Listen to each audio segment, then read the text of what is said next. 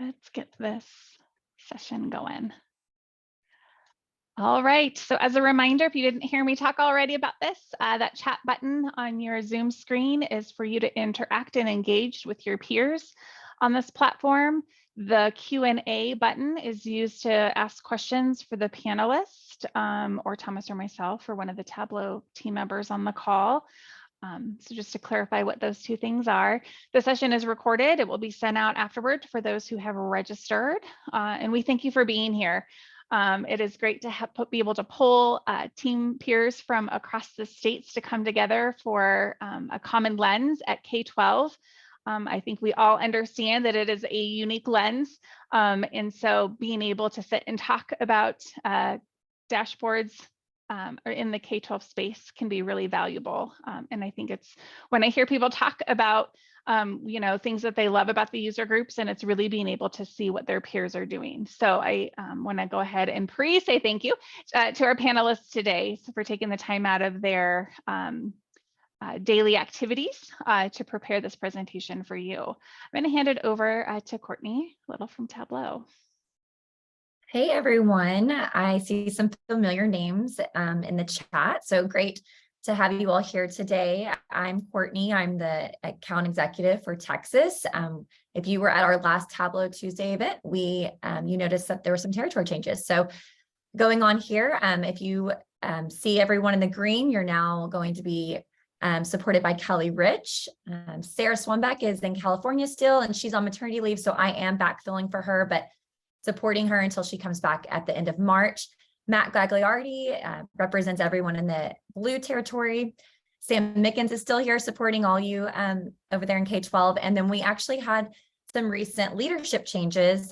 For those of you that do not know, Cassidy Macias, she is still here with Tableau, but she has been moved over to a new team for new opportunities. So we're super excited for her. But we now have Dan Phil, who's supporting our K-12 team. And we're so excited. Dan has a lot of background in Tableau as well as in K-12. He actually was at AE before becoming a leader. So we're super excited to be working under his leadership, and yeah, looking forward to what's to come this year. So thank you all again for all being here. Thanks, Courtney. So my name is Stephanie Henry, for those I haven't met in passing in our other meetings before. I'm a manager with our business analytics practice here at Plant Moran. I've been with the firm for now 5 years. I'm based out of Denver, Colorado. Prior to joining the firm, I was with a large school district here in Colorado for just shy of 16. So K-12 has always been a true passion of mine, but I support clients all over the country to leverage their data to tell the story, getting the right people and processes and technology aligned. We help to make sure that the content that our customers are providing to the end user is timely and reliable and that easy to use format, right? And that's Tableau. So I'm super excited to be here facilitating conversations for you all. Our analytics practice has a combined experience of around 35 years. So when I say I'm also passionate about K-12, I have a team who's passionate about K-12, various technologies. We've worked in industry. Even my boss, he worked at the Texas Education Agency for 10 years. So we are just really, leaning in and supporting the community. I've been using Tableau for, I think, at least 10 years now and support several of these user groups. My role here is just to help facilitate. Thomas and I, love to lead these meetings and to make those peer connections as we have one of our customers, right, like making those networking connections. So I love bringing this group together. So I'm going to hand it off to my colleague, Thomas, now. Yeah, thank you so much, Stephanie. And yeah, so my name's Thomas Price. I work for Slalom Consulting. I'm a principal in our data and analytics practice. And we're a global business technology consulting firm working in a variety of industries, including both higher ed and K-12 education. We were partner of Tableau, and I've used Tableau for, I think I'm going on, I don't know, 8 years now. And then my past experience also includes in working in the education sector. So I've worked both state and local, specifically with one of our presenters today, Atlanta Public Schools. So happy to also introduce our first presenters today, Will and Monique. And then we'll then transition into St. Paul Public Schools, and then just cap off with just some quick announcements regarding both Tableau conference and any other updates and closing remarks. So before I transition over to Will and Monique, just one more reminder again, for asking any questions, be sure to use that Q&A box. And that way those will be, we'll be able to catch those and not have them lost in the chat or anything like that. Otherwise, Will and Monique, the floor is yours.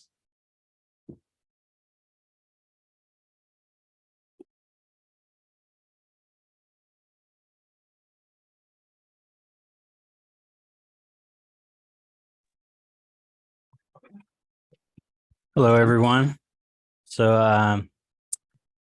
I'll go ahead and get us kicked off here. So just an overview of the agenda of what we're going to go through today. We'll do some basic introductions and let you know a little bit about our school system, Atlanta Public Schools, and then give a little bit of the context behind how we got map data in Tableau, and some of the more specific Tableau type visualizations that we've created over time. So to start off, I'm going to pass it over to my colleague Monique, who's going to introduce us. Yeah, thank you. So good afternoon or good morning, everyone. I am Monique O'Brien. I'm the Director of Research and Evaluation here at Atlanta Public Schools. And I'm joined by my colleague, Will Melton, who is a Senior Data Strategist with the Office of Research and Evaluation. Our Office of Research and Evaluation we've got a team of about 7 people currently, but it's a combination of data strategists, senior research associates, as well as a data warehouse developer. So I'm just going to start off by giving you a little background about Atlanta Public Schools. So currently we are the 8th largest school district in the state of Georgia and average approximately 50,000 students each year. Our district is organized into 9 K-12 clusters with 58 traditional schools, 18 charter schools, 6 partner schools, 2 citywide single gender academies, and 3 alternative programs. Atlanta Public Schools serve students across the city of Atlanta. The city of Atlanta is actually known as one of the most unequal cities in the United States when it comes to income disparity, and APS reflects this inequality. According to the 2021 American Community Survey data, the median household income of white households in APS was $117,552, while the median household income for Black households in Atlanta Public Schools was $41,133.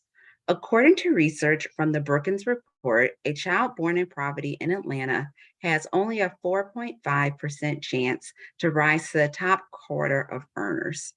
Roughly 73% of APS students live in low-income households, and according to research from Stanford, white students are nearly 4.5 grade levels ahead of their Black peers within Atlanta Public Schools. Atlanta Public Schools is essentially a microcosm of the city of Atlanta. Of the 50,000 students that we serve, as stated earlier, roughly 73% of our students are economically disadvantaged. 12% of our students are identified as having a disability, and 5% are English language learners. Our largest race ethnicity subgroup is Black, followed by white and Hispanic. Myself and Will Melton represent the Research and Evaluation team, which is one of 3 teams that makes up the Data and Information Group at Atlanta Public Schools. We'd like to describe the Data and Information Group as the team that supports the student data lifecycle. From the moment a student enrolls in Atlanta Public Schools, their data is captured in our student information system, which is Infinite Campus, and this is supported by our Student Information Systems team. Our testing and assessment team supports the logistics of all things testing, including our state assessment, the Georgia milestones, and our universal screener map. Our research and evaluation team is responsible for taking all of this data captured in our student information system and testing vendors to translate data in a digestible format. At APS, we've developed a roadmap to accomplish academic excellence for all students. We call this the APS 5. One of our key components of the APS 5 is data. And at APS, we utilize data to drive all instructional decisions and ensure equitable outcomes for all students. To do this, we have 2 data websites to support this. APS Insights, which is our public-facing data website, and APS Graphs, our internal data website available to all APS employees. In Atlanta Public Schools, we use an AWS-hosted data warehouse and Tableau server to support the interactive data visualizations housed on our internal and public websites. Many different AWS services were utilized in the Tableau deployment, and we contracted Slalom Consulting to assist our team with the stand-up. Currently, we have a data warehouse developer to help update and maintain our AWS-hosted data warehouse and Tableau server. APS receives data from a variety of external data sources. Currently, we use Matillion, which is an ETL tool to migrate all of our external data sources to Amazon Redshift, which is a cloud-based data warehouse service. We also upload data files into Amazon S3, and we're able to connect data stored in AWS to our Tableau server, where we store published data connections and workbooks created in Tableau Desktop. From this connection, our team of data strategists are able to use Tableau Desktop to create a variety of dashboards that feed data into and through live and abstract data connections. So from here, I'm going to kind of give a little bit of the background on some of the dashboard visualizations we're going to talk about today together. So in the past couple of years, APS did transition from using the Renaissance Star for our regular 3 times per year assessments to the MAP NWEA assessments. And this actually happened during last school year. The initial plan when this was first rolled out was for everyone, district schools, teachers, to use all of the platform visualizations that are available that MAP NWEA puts out. But one of the things that was an issue that especially district and school leaders wanted to see were some of the aggregations across school and district level. And some of that was part of what we have provided as a team in the past. We do have a popular Tableau server platform that's been widely used around the district. It's called APS Graphs, which Monique already referenced. And this has been available since 2019. Prior to that, we had another, version 1.0 that was housed in actually on site called APS Viz. So we have many years in the Tableau platform, and a lot of the district and school leaders were already accustomed to using Tableau. So based on this precedent and the wide audience that we have, we did district, school, and teacher level all wanted access to this data in APS Graphs, in addition to what they can see on the NWEA platform.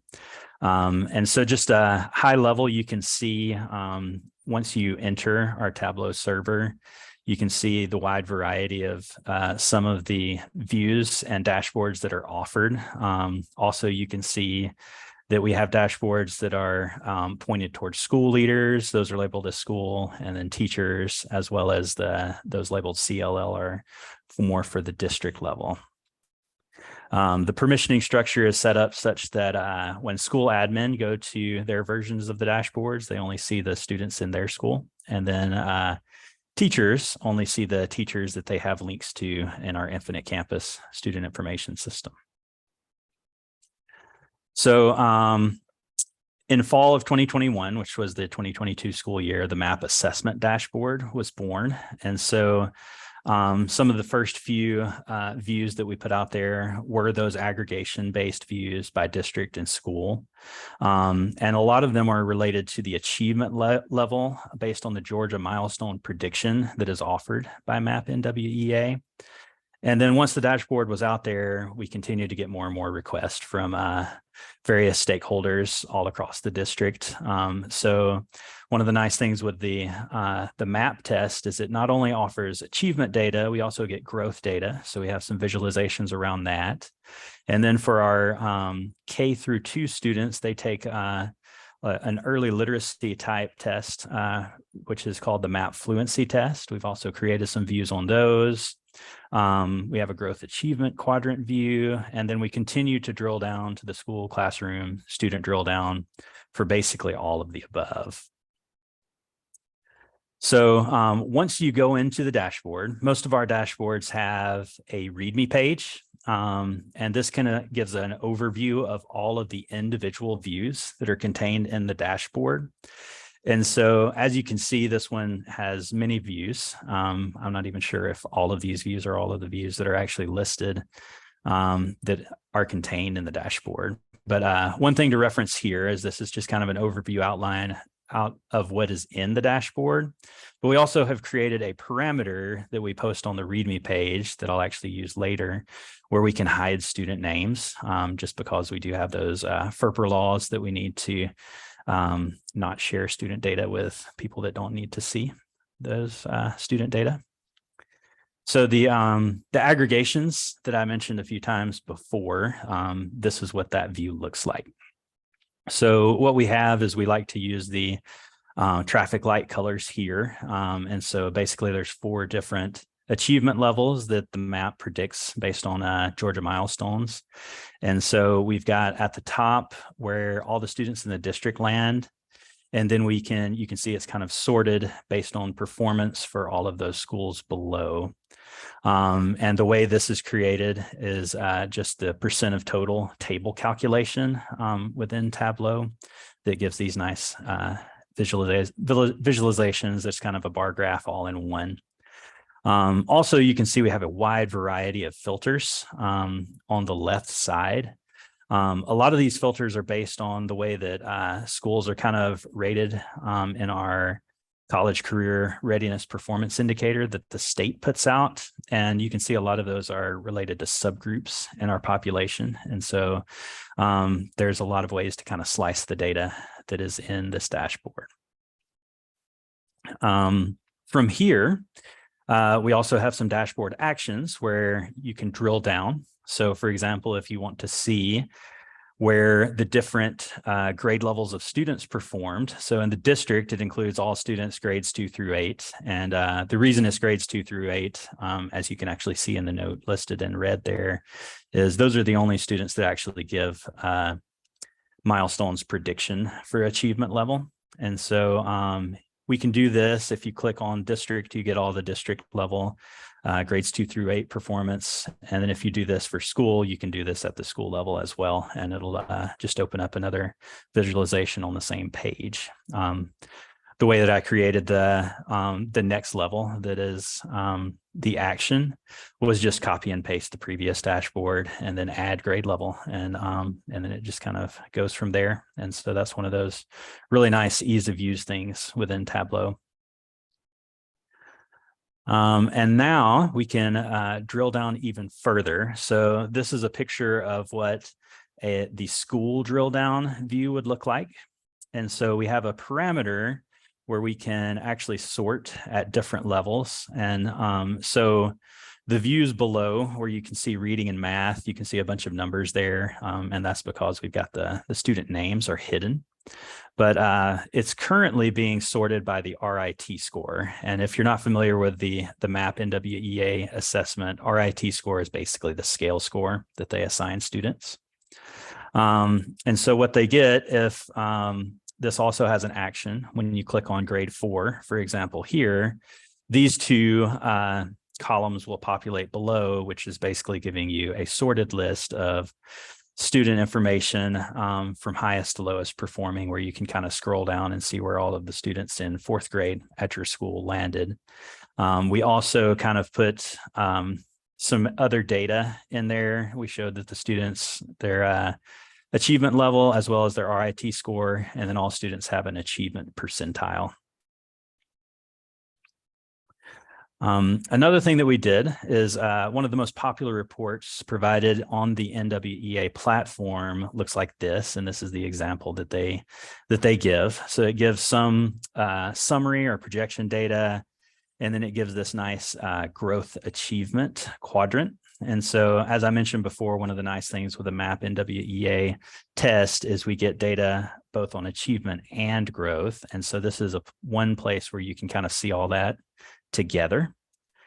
And so one of the things we did is we wanted to recreate that, but also kind of add in a lot of the information that we have as a district. So as was mentioned before, we have all of the different ways to gather the data. And so what we do is we take map data and we join it with all of our student information data. And so we're able to kind of get a few more pieces of information associated with each student. So what you're seeing here is the same thing, is similar to what MAP NWEA provides. We've got the 4 different quadrants. In the upper right, you can kind of see the key to where the students are landing. And every individual dot represents a student at the school. And so the parameter, which I mentioned over here on the left, I created a parameter so you can kind of color the dots, which represent students in different ways. So we've got gender, race, ethnicity, and many more. What you're seeing here is all of the students in blue are those students with disabilities that are highlighted, and you can kind of see how they're performing compared to the rest of the students in the school. Another thing that we have used throughout the dashboard that's been a nice thing is if you are a school leader or even a district leader and you're coming into a dashboard and you're really mostly interested in just seeing one particular student, we do use the wildcard student search feature where you can just start typing in the student's name. And once you hit that filter, then you'll only see that one individual student. And in this case, where they land on the growth achievement spectrum, as well as the list below. The list below, again, we've got student names hidden here, but this list is sorted by those students who had the largest observed growth at the top. And so you can kind of see where the students that grew the most are, and then see where they are related to the rest of the students in their school or grade. And also you can see a lot of the same filters we have in other places are here as well. Another thing that is really nice everywhere in Tableau is the use of the tooltip. And so we've kind of packed a lot of information in the tooltip here. And so if you hover over each individual student, you'll see their school, their name, and a lot of other information here. Some of the nice information we got from MAP NWEA was to see where they are both on the achievement and growth spectrum. So this is kind of their graph with the percentiles of each of those. And we can also see how they did with the observed and expected growth that MAP sets for each individual student. Another thing that we did for growth is we tried to simplify some of the data that comes in from MAP. And so the growth target, every student's given a growth target based on their the test that they have. So for example, if a student has a particular score in the fall, they will be expected to grow a certain amount of points when we test again in the winter. And so that's kind of what we're showing here. And so if a student was expected to grow 5 points and they grew more than 5 points, they would land in that dark green area. If they grew exactly 5 points, that would be the light green. And then any students that did not meet the growth target land in the red area. Another thing that we've put here, you can see that the growth target category has the asterisks, where with lots of different data that you get, especially from these assessment organizations, everything has a standard error, right? And for the most part, a lot of this is just the best guess at how the students are doing with standard deviation and standard error and all of those other things mixed in. And so places that we can highlight that is also helpful. So this is one of the popular views related specifically to student growth. Another thing that we've added was if you have any experience working in the data world, you know that lots of stakeholders appreciate just having a CSV or Excel document. And so we've tried to make that relatively easy for the stakeholders out there in our organization, where we just basically have created a list with some important information that most people would find useful. And we also added a button to just directly click, download the list so they can have their CSV or Excel file. They can also apply a lot of the different filters on the left, similar to what we have in most of our views. So what this does, this is what you see in the dashboard, but what it looks like in Tableau Desktop is one thing that we do with this is we actually pack in a lot more information into what is actually downloaded. And so you can actually put a lot more things on the row and just hide all of those so they don't show up in the dashboard. But once somebody downloads the CSV or Excel, all of those things will actually show up. And so as a result of this, this eliminates some of the regular yearly data requests that we would get from the gifted program, summer schools, various other stakeholders around the district, where we've kind of empowered them to be able to download their own data and save everyone a little bit of time. So the next view, I'm actually going to go into the dashboard live. And is everybody still seeing this? So, so this is what the dashboard looks like.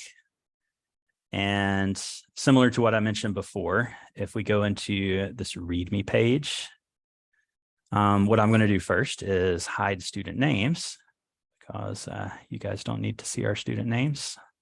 And so once that is hidden, I can present this and not have to worry about any individual student names being attached to data that I'm showing. So what I'm going to show you here is what the student drill down view looks like and some of the actions involved there. So once we get in here, this one's set up a little differently. We've got the filter stacked a different way, but at an individual school, I have the list of all of the students in that school with all of the tests they've taken. And so I can just kind of scroll down and choose an in particular student. And so we'll just click on this student. And so what this populates over here for that individual student is how they've kind of performed over time. So we can see their RIT scores, how they did with achievement, and also what the growth percentile looks like. And then if we want to go even further, if I click on one of these tests up here, MAP will give us some domain level data. And so we can also see how the students are trending on some of the individual domains that, that MAP gives us scores for, and give us a little bit more information about some of the strengths and weaknesses for individual students. Similar to other views, anywhere that we can, we've kind of packed in some more information in some of the tool tips. One example is this rapid guess percentage that that MAP estimates for students, which sometimes we'll get some numbers in there. And so that's kind of what one of our views looks like live. So for the most part, that's everything from our end. There are questions?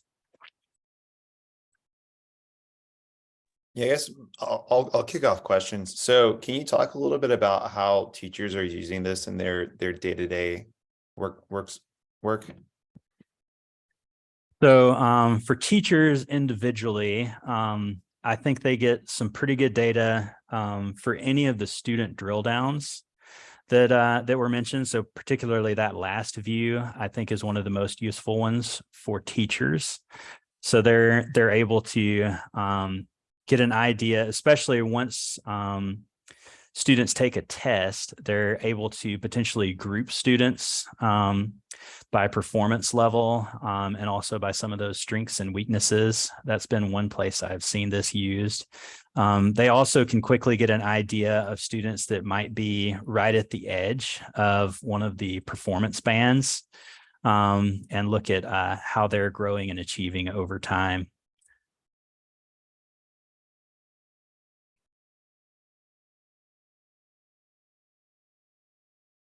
hop in here. As panelists, we can't type in our questions. So I'm going to ask one I had here. Can you share your process for how you are training on the use of these dashboards? Because you have a lot of, click here to do that. Like, there's a lot of user action. So I would love to hear how you ensure that the users know all of these cool features that you have built in.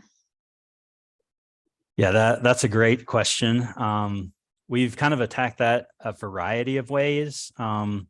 One thing that we do like to do is show up in any of the new teacher orientation meetings or new principal orientation meetings as much as we can for people who are new to the district and may have never used Tableau before, to give them some ideas of some of the data they have access to, as well as how to use Tableau. We've also created some user videos that we have sent out as well. One of my teammates does a great job making videos, and those are more easily accessed by anyone at any time. And those are a few ways that we've shared some of the usage. Yeah, and I can chime in too. We also have at the school level, a principal and assistant principal weekly communication that goes out. And so as we have new dashboards that we've created, or we've enhanced some of the features in existing dashboards, that's also an opportunity for us to ensure that our school leaders know that these things are out there.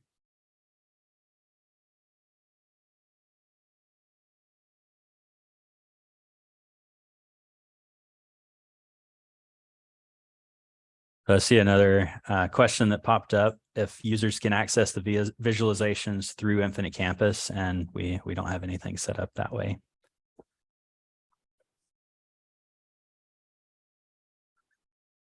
Yeah, and I can answer one. I see one of the questions. It's not a Tableau question per se, but would you be willing to touch on your switch from star to map? And so, we really made this switch in the height of the pandemic. And one of the reasons why we kind of made the switch from star to map, our contract was ending at star, and we did an RFQ to kind of see what else was out there.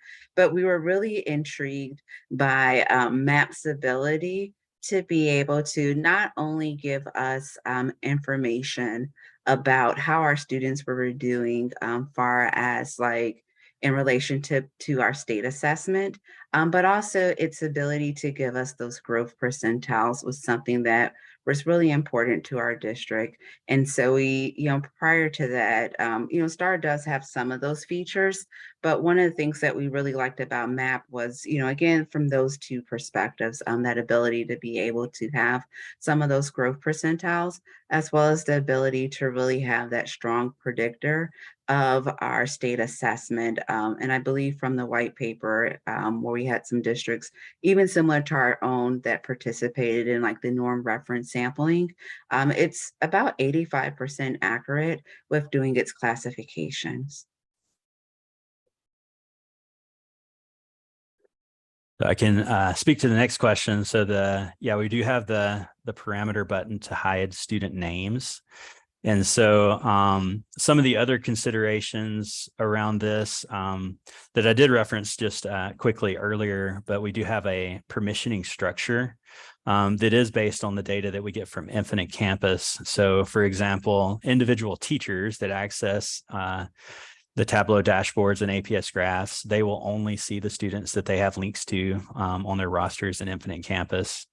And then similarly, schools and school admin, they're only going to see the students at their school, and then the district have access to most students, or pretty much all students in the district. And so that's the permissioning structure, in addition to hiding student names if we do need to present in various forums where people may not have access to that student data. And then the next question, an example of a change or update based on feedback from staff. So there's lots of different places that has happened. One of the thing with this dashboard is it's used so heavily that it's definitely continued to evolve over time. And so if I went back to just that very beginning view, and I guess I could show that again, just to show the example. where I had all of the achievement. So yeah, this view here. So when we first started, it was basically just the list of schools and all their achievement levels. And then later on, based on some of the goals around the district, we added this district aggregation at the top. And then later on, we did add the action to show the individual tested grade levels, and almost all of that was based on feedback. Another place that feedback definitely comes in is individual parts of the organization have the students that they're most interested in, and so we've definitely expanded the list of filters here. So for example, the test language filter was added because we have dual language immersion programs that test in Spanish. And then, as you can imagine, those that support the gifted populations, the student with disability population, all those different subgroups have requested various filtering options over the past year and a half. This has been out there.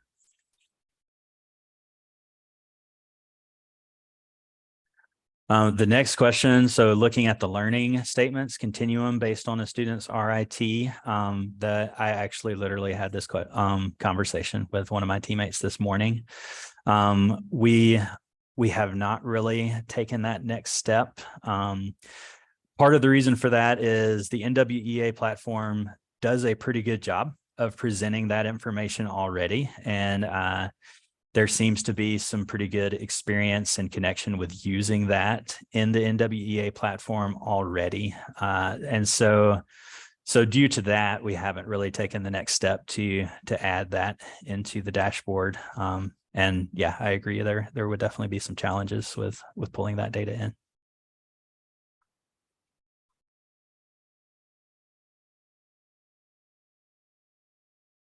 All right. Looks like the questions have all been answered. I was just glancing at the chat. You just have some kudos out there, no specific questions. So I just want to thank you both. I know it took a lot of time out of your traditional work week to put this together. And so on behalf of the leadership team, we just want to say a huge thank you for taking the time. I know that seeing examples really gets everyone thinking about, how they might modify what they currently have, or to be forward thinking about what they might do over the next couple months to get ready for next school year. Even if you're not using NWA, if you're using a different interim, being able to make that crosswalk about how they might be able to apply some of your tips and tricks. I think there was several comments about the download data button and hiding some things, but then exposing it in the download. I haven't seen that in all of my years. I think that was amazing.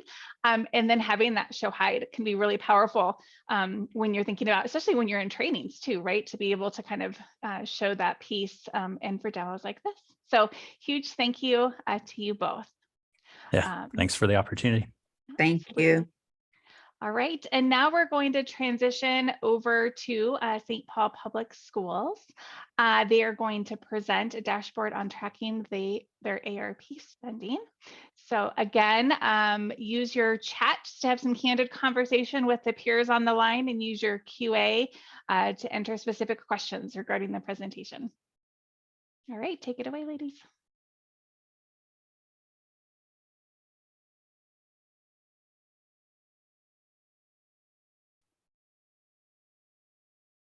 All right. Hello, everyone. Thank you for joining us today. My name is Peng Nia Yang, and I am the Assistant Director for our Department of Research, Evaluation, and Assessment. And today I am joined by Elsa Mund, who is our research analyst and the lead in developing the Tableau dashboard to monitor our ARP work and implementation. A little bit about our department is that we are a team of 13 staff members, and we are broken up into 3 different teams. We have our assessment team, who does the assessment coordinations with the schools, our information management team that does all the enrollment data, our assessment data. That team has been using Tableau in their work to visualize our student data. And so they've been versed in Tableau and developing the dashboard. What I oversee is our evaluation team, which includes Elsa and 2 other program evaluators and another research analyst. And using Tableau to visualize the work in program evaluation is something new that we are incorporating into our work, and being using the ARP dollars and funds to really kind of help push that work to show program implementation, improvement, and how does that impact district-wide strategies. And so today we're going to talk a little bit about who is St. Paul Public Schools. We're going to talk about our district strategic plan and how that is connected to our America's Rescue Plan. And then Elsa will talk about how we use Tableau to monitor and inform our ARP strategies. We'll use an example of one of our strategies and share with you the information that those individual strategy owners are looking at and how they're using that dashboard to help inform instructions. We'll also share with you our public ARP dashboard that just went live back in December to show accountability and how St. Paul Public School is spending that money and where and what department and which school students who are receiving those services. Then we'll talk about tips and tricks and some of the lessons learned. As I said earlier, this is new to the evaluation team. Tableau and dashboard building has been part of our information management team for several years, but this is new to us. And so we've had a lot of lessons learned in this. And then our next step as far as how to scale up this work in the rest of St. Paul Public Schools. And so St. Paul Public School is the 2nd largest school district in Minnesota. We serve approximately 33,000 students across 64 schools. Our 3 largest student demographic is our Asian population at 29%, our Black African American at 24%, and then our white students at 23%. We also have 28% of our students are English language learners, and St. Paul makes up, our students make up of over 120 different home languages spoken in St. Paul, but our top 5 languages that are spoken in St. Paul are English, Spanish, Hmong, Karen, and Somali. And then 17% of our students are identified as special ed. So a little bit about our ARP work here in St. Paul. And so St. Paul received over $206.9 million, and the money was really to focus on these 4 goal areas: is to safely reopen schools for all students, to address pre- and post-pandemic unfinished learning, to build lasting and equitable systems of teaching and learning, and to support students, staff, social and emotional needs on returning to full on-site learning. And so we knew that this money was coming to help support those 4 goal areas, but we wanted to be intentional with how we were spending that money. And so we conducted a needs assessment. We looked at how is our district strategic plan, how is it going to be aligned to the ESSER goals? What we needed to do to provide support for instructional staff post-pandemic, what we needed to do here in St. Paul to support students post-pandemic learning, what are some of the needs that could be prioritized across all schools, and then to what extent do the needs differ by organizational level, district level, et cetera. And then we also wanted to ensure that we also had community perspective. We had community partners to help support this work because it was a lot of money, but a short amount of time. And we needed all the help and support to ensure that we were going to be able to address that unfinished learning. And so we use a mixed method to gather all this information. We use quantitative data where we looked at different data sets that we already had in the district. We also conducted questionnaire. We looked at existing data that's already in the district. We conducted surveys to students, staff, and teachers, administrators. But we also conducted qualitative data to kind of gather that information. We conducted several family forums targeted to different populations in our school system. We also conducted focus group with our students and our staff. And then once we gathered all that information, which was a lot of information, we shared that with our Office of Teaching and Learning and said, this is all the information that we've gathered. So how do we ensure that we include all these different components, and that as we are identifying the needs and the strategies to support this work, that it is addressing all the different concerns that our students have, our staff have, and our family have.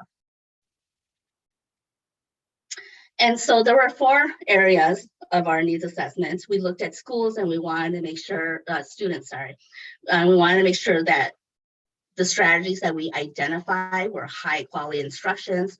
We also wanted to create those strategies to address the feeling of welcome, safe. And then we wanted to make sure that it was high level of engagement in the classroom.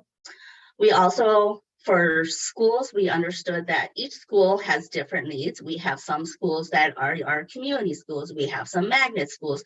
We have some dual language immersion schools. And so we needed to be flexible and allow staff to be able to focus and do their work, and to really making sure that some strategies was district-wide strategies, but other strategies were specific to a certain demographic, a certain schools, etc. And then we also wanted to be, when we were conducting the survey and focus group, a lot of need that arise was time. How are we going to have time to do this? And so we had to build in time to allow staff to meet in, to have job embedded PD, to make sure that our professional developments were culturally relevant.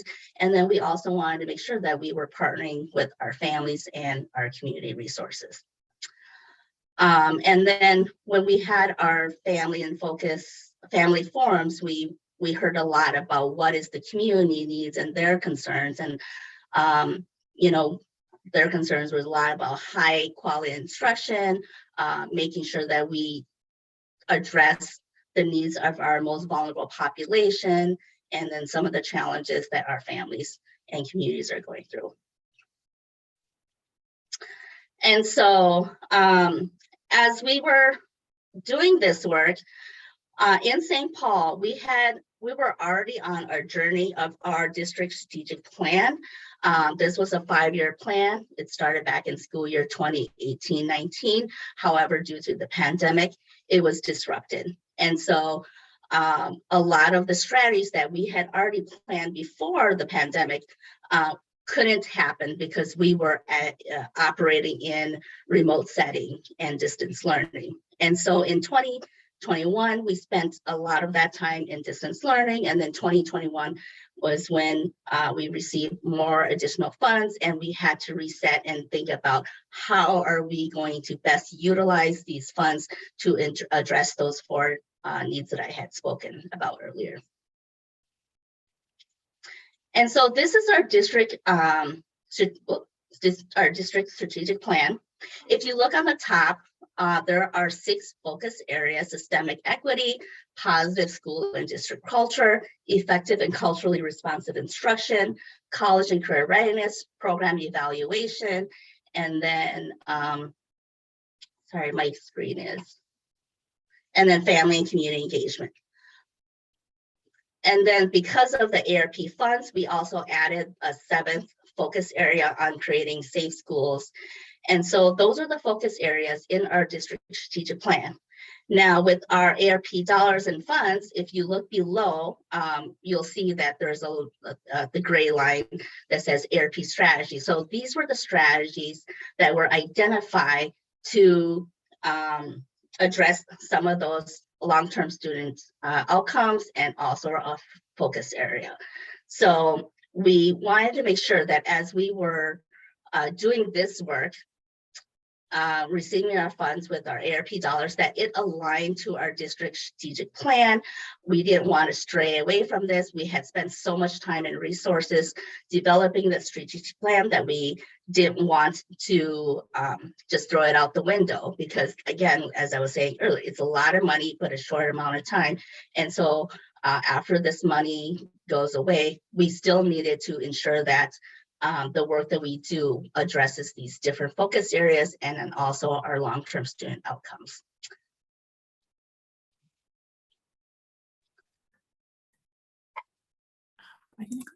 All right, so I'm going to get us talking about how Tableau dashboards fits into our work with ARP. So ARP funds are actually being used for data analysis and support. That's one of those strategies listed on the previous page. And this was necessary because of the scale of the work. We have over 60 individual strategies. So to be able to monitor and support and evaluate those different strategies requires us to really be intentional about how we structure our data collection and analysis. These ARP dashboards that we've been creating serve several different purposes depending on the intended audience. So at the individual strategy owner level, they structure data collection, analysis, and reporting, and inform program decision-making. For the innovation office team, our grants office, as well as us as program evaluation department, it helps us facilitate progress monitoring and program evaluation. And then on the public level, it provides a level of accountability and transparency and is a communication tool with our stakeholders. So really in that vein, when we structured our Tableau dashboarding process, we thought about several different levels of dashboard. At the lowest level would be our individual strategy dashboards. These are hosted on our Tableau server, and those are internal and private to the ARP strategy team. So this is where they would see information on their program inputs and outputs, what is happening in their program, how is it going, what can they adjust. The next level up is internal as well as on that private server, but it's shared across the strategy. So that would be our strategy monitoring dashboard and our SELT dashboard. And these both provide a way to aggregate information across programs, to monitor program implementation, as well as to monitor the budget spend down. And then our last level is our public dashboards.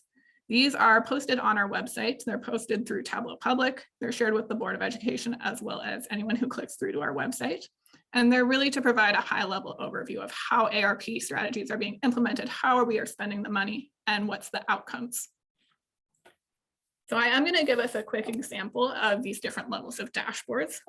Individual strategy dashboards are designed collaboratively with strategy owners around their program outputs and outcomes. The goal is really to provide information that'll inform their program implementation. So this example comes to us from the Strategy Language Support Services. They fund and facilitate access to 3 different interpreting services for schools and programs.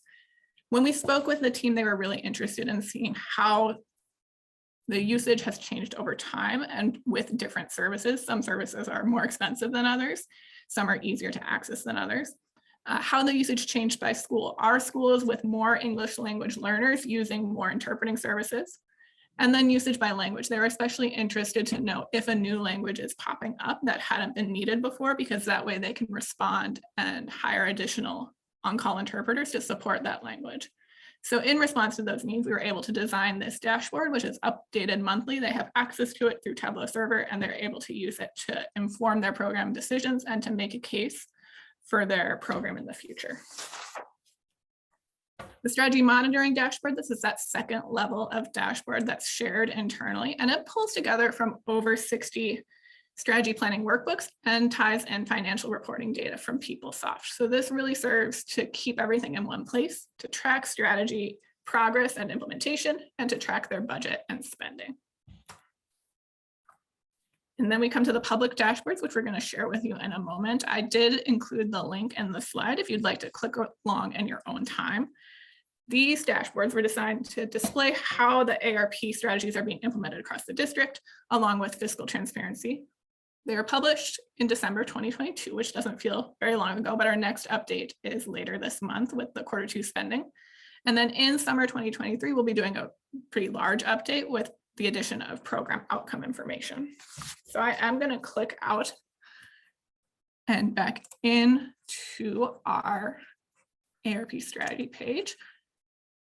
And we'll start by looking at the budget dashboard. So as it loads, I'll talk a little bit about how this dashboard was designed. The goal is really to show how the ARP budget is distributed across the SPPS Achieves focus areas to show the alignment and the prioritization of resources with our strategic plan. The expanding donut chart, I'll show you a little bit in real time. It was chosen for its interactivity and the ability for users to dive deeper into the budget in a kind of intuitive way and to be able to compare within the Safe Schools focus area. Well, what is that larger piece? What is this smaller piece? To be able to make those comparisons. This piece shows the budget. This piece we see not just the budget, but also the spend down. So in terms of functionality, when you click on one of these pie slices, the individual strategy budgets pop up and this table is filtered. So if I click out of Safe Schools and select family and community engagement, we'll see that my table here filters. And if we go back to the strategy we looked at earlier, language supports, we can see their budget and their spending as of Q1, which ended in November. Another couple pieces we have, you can also use this legend to filter. And if I hover or click on a strategy, I can see a tooltip which gives some additional context, because it's not enough to just say, well, it's community partnerships. We want to know what those community partnerships actually are. Oh, there we go. It's a little slow, but if you hover over the individual strategies, it'll also highlight their slice. And this was especially important because of the relative size. Some of them are very, very small. It can be hard to see. So it was important to have multiple points of access to interact with this dashboard. You can get a lot of the information that you need just by looking through this table, but having the ability to zoom in a couple different ways provides more usability for users who maybe don't use Tableau as often. The only other piece I did want to show you, we have a little info button at the top that'll pop out and give some of that additional context. So if you're a user who's not really familiar with the fiscal year, who's not really familiar with our focus areas, it gives some of that additional details. All right, going back to the slideshow. And we do have screenshots for your reference at a later date. So one tips and tricks we wanted to be able to share with you was how that expanding donut chart is made. I know that when I'm designing in Tableau, I'm relatively new to it, so it's very much a case of standing on the shoulders of giants. So I do want to give credit where credit is due. So my source for this is a blog post through Playfair Data. I'm going to run through a lot of the same information, but it's a very clear, like, step-by-step guide. The way it works is by creating two individual donut charts, one at the focus area level, that's your inner donut chart, and one at the strategy level, which is your outer donut chart. It uses a parameter action to change the colors. And in order for that to work, it uses a couple different calculations essentially to give the color of the strategy. So if the focus area of the strategy matches the focus area selected, it'll give you true. If not, it'll give you false. And then you can color code based on true or false. In this case, everything that's false is colored white so that it appears as blank. And then everything is true. It's colored a shade lighter than its corresponding ring in the focus area donut chart. To make this all work, it relies on a parameter action. So when I click on that focus area donut chart, it's going to change my parameter, and that's what's going to color in the rings of the strategy donut chart, which otherwise would be appearing blank or in white. On the dashboard itself, the strategy, the pop out donut chart is on the base, and then a transparent floating container is laid on top of it with the inner ring of the donut chart. This does result in some limitations, one of which being that transparent donut, the floating container doesn't translate very well to mobile. So for the mobile, this pop out feature isn't really available. Other limitations would be it can be quite small when it's not expanded. I can show you an example of what that looks like. because you have to leave that blank space for the chart to expand into. So those are kind of two limitations of the strategy, which we hope to mitigate with the use of labels and tooltips and all this additional information and functionality. And I will talk briefly about our ARP strategy details dashboard. If you're on the website, you're going to navigate to a different tab. And this was originally designed in the same dashboard as the budget piece, but we decided for communications to be able to split them apart and keep them really clear and separate for users. So it does follow the same structure where the user experience is focused on the SPPS Achieves focus areas. They're able to click on one of these focus areas. This homepage is really just navigation. And through that, they're going to enter the dashboard and just look at the strategies that have to do with that focus area. So this will display the budget. It'll display a map that shows the location of the different strategies, what schools they're operating in. And if you click on one of the strategy names, it's going to pop up some strategy details. So a short description, how it aligns to the long-term student outcomes, the program level, and then what department it's hosted in. And then to return to home, you're then brought back to this homepage, and then you can explore another focus area. In terms of successes from end users, one of the challenges of a public-facing dashboard is we send it out into the world and we hope for the best, and we don't necessarily get to have a lot of feedback. But we have received some positive feedback in press, including from the 74 million who wrote a nice piece right when we published it about our dashboarding process in St. Paul. I would also say the feedback we've gotten is that it's been a useful communications tool for the district. It's an easy way to share out a lot of information through 1-2 links that condenses a lot of information into one space. In terms of lessons learned, as Peng said earlier, this is new to us, so I do think we learned a lot, and we're going to keep learning a lot as we go through this. But the two pieces I wanted to speak about was balancing dashboarding purposes. So designing for internal program implementation and monitoring use is a really different process than designing for public reporting.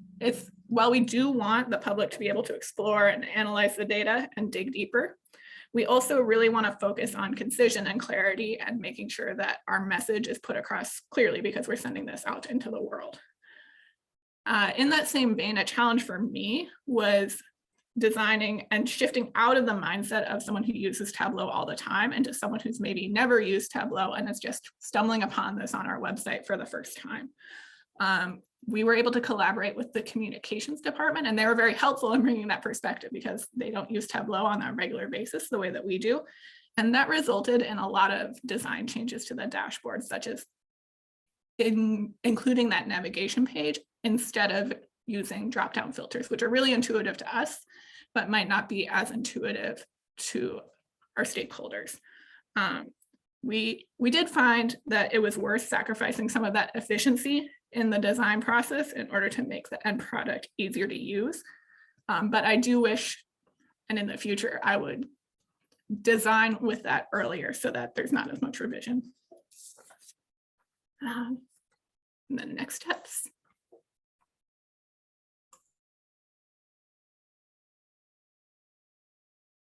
All right.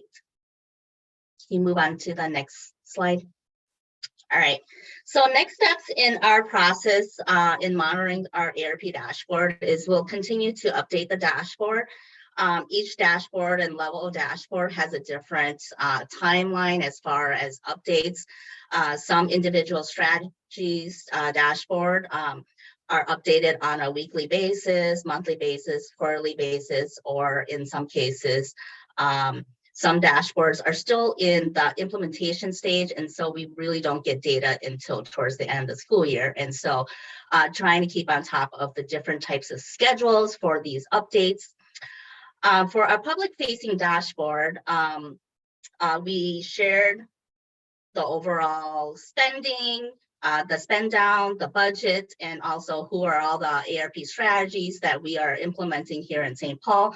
But in the summertime, once we've built these individual strategies dashboard, we will want to roll up that data and aggregate it to see that overall impact and that took place in St. Paul. And so aggregating data of are we addressing our most needy students who had the most lost learning? And so we will be analyzing that data. And then through this ARP work and through our Tableau work, this has really been a catalyst for us to talk about how do we scale up this work district-wide. So again, ARP funds allowed us to use Tableau to monitor the work. But once the funding is gone, we have other projects, other district-wide programs that will need continual monitoring. And so we are in discussion of how do we scale that up? How do we take what we've learned through our ARP work to create that district-wide dashboard that addresses our different departments, such as all the strategies that are happening in our Office of College and Career Readiness. And so we are in discussion about what does that mean and how do we support that so that the data does not live in isolation in each individual department, and that senior leadership can have access to these type of information to make decisions about budget, to make decisions about scaling up or sunsetting programs. And so that's what we're doing here in St. Paul. Thank you. Any questions?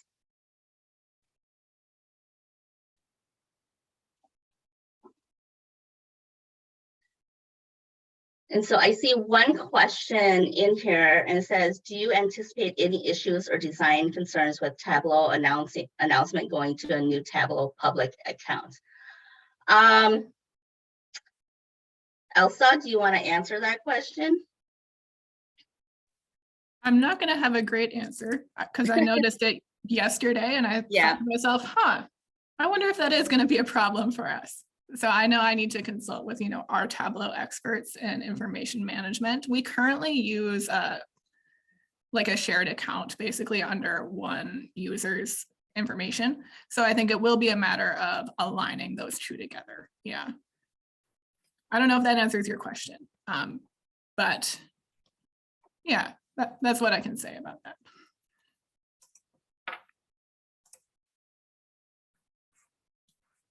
And monitoring chat, I don't see anything specific in there. I did post the link to your page. I thought one really cool thing was the video that you had embedded right above the dashboard when you were demoing. You kind of just jumped down, but I think it's really neat that you added a how-to video for those who are about to navigate into your space. So that was a great idea. One question that I have while I'm waiting for my peers on the line to enter questions into the QA would be, have you had to address the public facing dashboards for accessibility in regards to other languages? And if not, like, how are you providing this information to those who might be limited with access?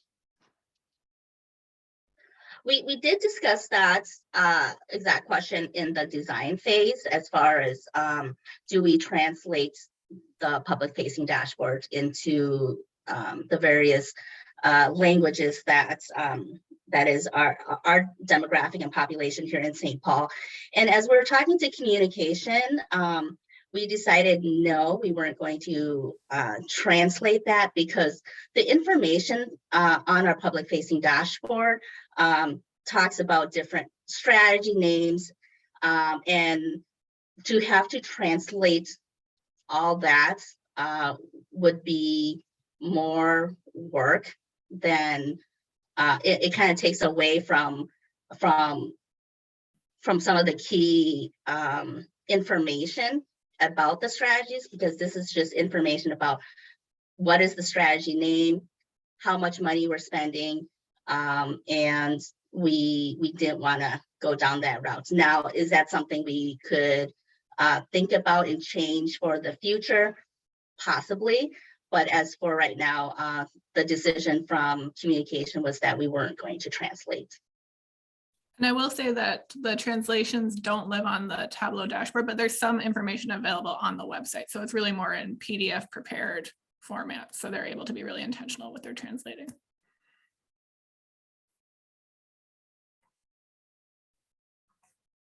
You're on mute, Stephanie. Thank you. I don't see any other questions in the Q&A, and as I glance through, I see that Claire just added cohesive, big picture, strategic, system-wide. So I think your story resonated through many people who've been posting. Your navigation, Will commented in there, was great. I loved the double donut. I don't know that I've seen the double donut with the highlight. I think that was a really nice touch. My concern with donuts are when you get those small slivers, but you addressed that, right? By highlighting, you can see that sliver pop. I think that was a great use of the technique. And so I think going once, going twice. I don't see any other questions pop up. Oh, just kidding. There's one that just came in. Do you have plans to visualize more outcomes and returns on the investment data? Yes, we are. Our publication of our public dashboard in December was just to let the public know how we're spending this money, how many strategies, what focus areas are we trying to address with our ARP dollars. The outcomes will be coming later because we need time for program implementation.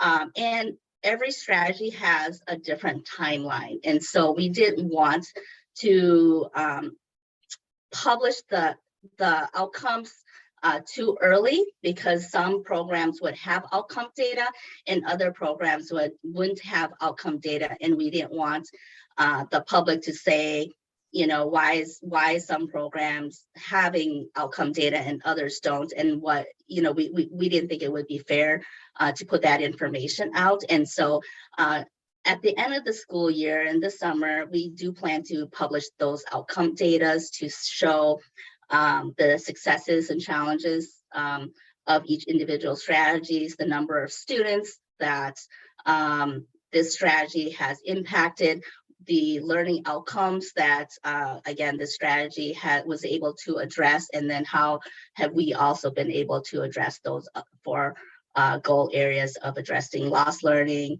safe schools, social emotional needs, and then systemic changes.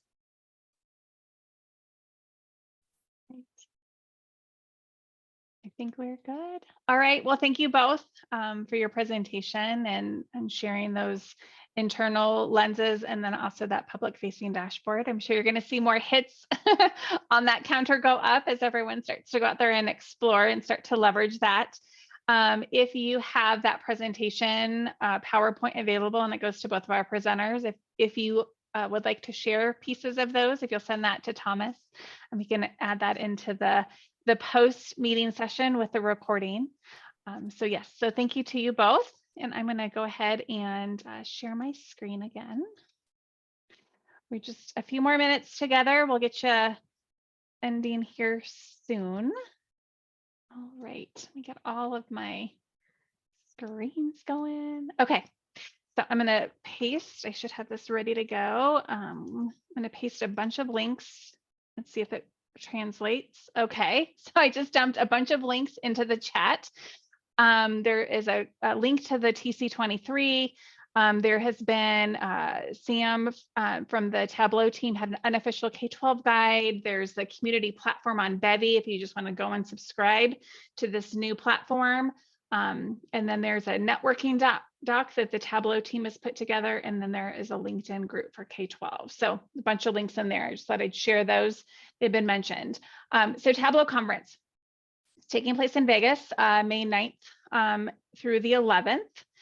This slide is a little bit outdated because they did extend early bird registration. I think it's $200 by March 6th.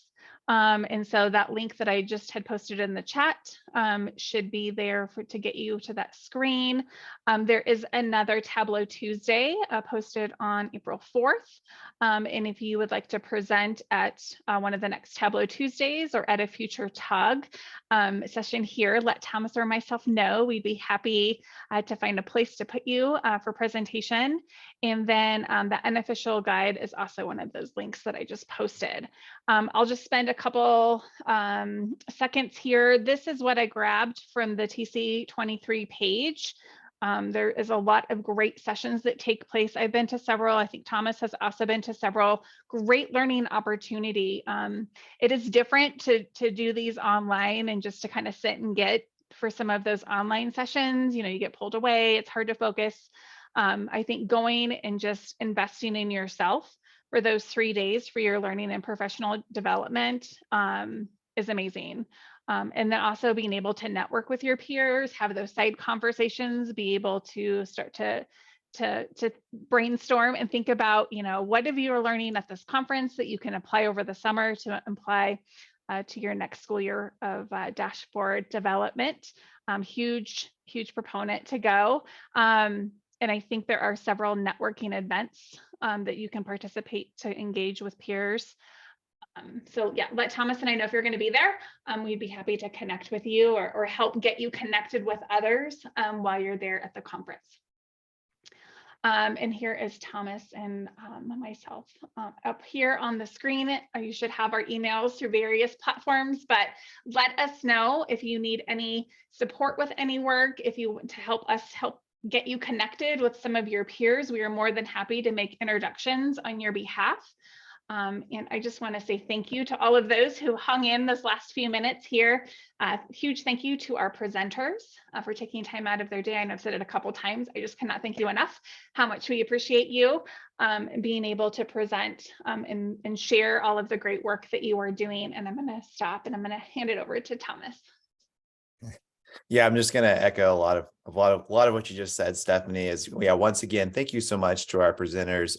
The content y'all bring to these presentations, it just continues to just really impress me. The work that we're doing across our schools and our districts. And then, yeah, I'll definitely give a nice plug to Tableau Conference and the amount of value I've gotten from every time I've been able to attend Tableau Conference, whether it's the connections I've made to other school districts that has led to other conversations between us, talking about best practices, to being in sessions where other clients and customers of Tableau are presenting. And I've seen dashboards that I'm just like, yep, I'm taking that. That's going to be a dashboard of ours now, and no one's going to stop me. So can't speak well enough to Tableau Conference. But lastly, just thank you all again for attending today. This has been another fantastic edition of our K-12 Tableau user group. And I hope that we will be sending out a survey just with some questions, as well as if you are interested in presenting at a future one of these, as Stephanie said, please don't hesitate to reach out, because we are always looking for more presenters. But other than that, Stephanie, unless you have anything else to say, I just want to wish everyone a wonderful day. Thank you, everyone.